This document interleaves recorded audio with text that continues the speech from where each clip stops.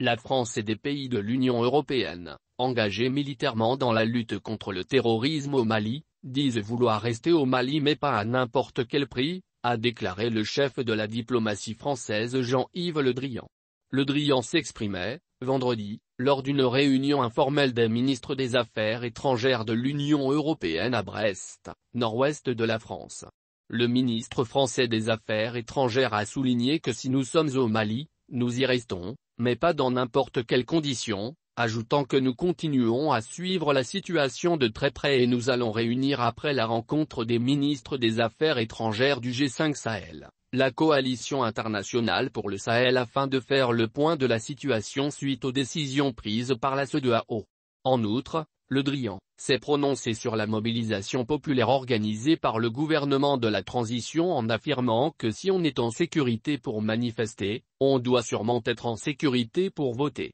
Des millions de Maliens avaient répondu, vendredi, à l'appel à la mobilisation populaire des autorités de la transition contre les sanctions économiques imposées par la Communauté économique des États de l'Afrique de l'Ouest, CEDEAO, et de l'Union économique et monétaire ouest-africaine, UMOA. Le Mali avait basculé dans l'insécurité depuis 2012 et, malgré le déploiement de forces régionales et internationales, la situation ne s'est pas stabilisée. La France est présente avec plus de 5000 militaires depuis 9 ans pour lutter contre le terrorisme, mais elle avait décidé de réduire ses effectifs parallèlement à la mise en place de la force européenne Takuba de l'Union, composée d'unités spéciales de près de 900 militaires. Le déploiement d'instructeurs russes ces dernières semaines au Mali a suscité inquiétude et colère au sein de l'Union européenne et de la France.